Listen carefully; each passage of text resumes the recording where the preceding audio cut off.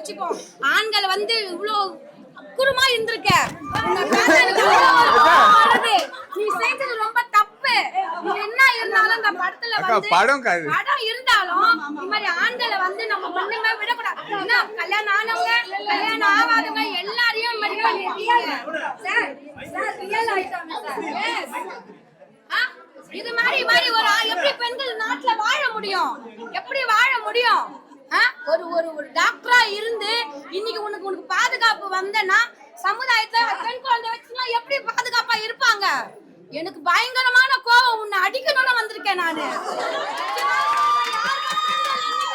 தாய்க்கு இந்த அக்கா தங்கச்சி யாரு என்ன பண்ண முடியும்?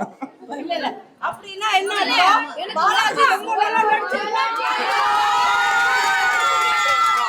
ஒரு பாதுகாப்பு இல்லனா எப்படி இந்த சமுதாயத்துல வந்து? அதுக்காக இந்த படம் எடுத்துறோம். இந்த படம் எடுத்தது இன்னமே இந்த படத்தோட மேட்டர் முடியணும்.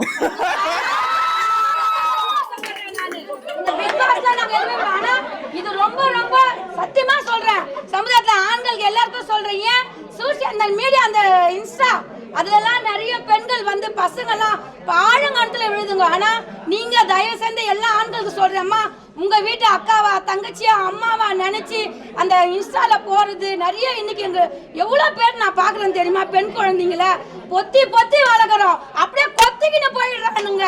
ஏன் இந்த வேலை செய்யறாங்க? வேண்டாம். உங்க வீட்டுல அம்மா அக்கா தங்கச்சின்ற மாதிரி நம்ம சகோதரியா நினைச்சு இருக்கிற எல்லா ஆண்களுக்கும் சொல்றேன். தயவு செஞ்சு எல்லா பெண்களும் சொல்றேன், விழிப்புணர்ச்சியோடு இருங்க.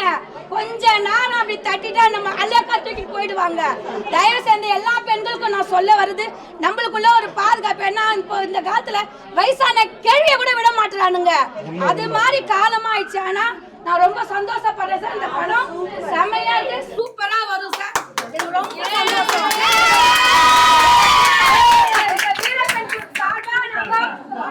ரொம்ப ரொம்ப சந்தோஷம், ரொம்ப ரொம்ப சந்தோஷம். ஆனா நாங்க இன்ன வரைக்கும் இது மாதிரி நாங்க பார்த்ததே இல்லை சார். நிஜமா இவ்வளவு நாங்க எனக்கு 49 வயசு ஆகுது. நான் இது மாதிரி படம் நான் பார்த்ததே இல்லை சார். ஆனா என் பிள்ளைங்க நடிச்சு இருக்குதுங்களா, நான் சந்தோஷப்படுறோம். இப்ப யாரும் மாதிரி நடிக்க மாட்டாங்க. அவங்க முதல்ல வந்து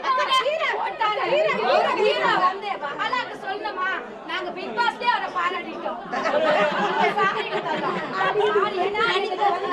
ஒரு ஆதரவு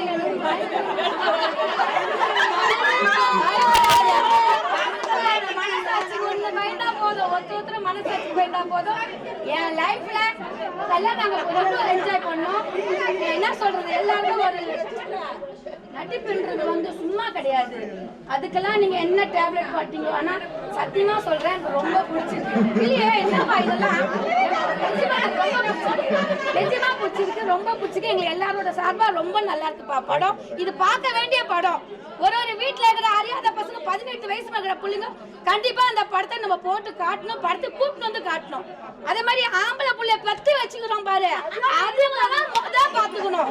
அதுங்க பண்ற அக்குறமா அம்மா நான் ஒன்ன பத்து வச்சு நான் படுற பாடு நல்ல புள்ளன்ற. ஆனாலும் இப்போ இருக்கிறதுக்கு இந்த காலத்தை பசங்களை பார்த்து வளர்க்கறதா முறை. அது சின்னதுதான் சொல்லி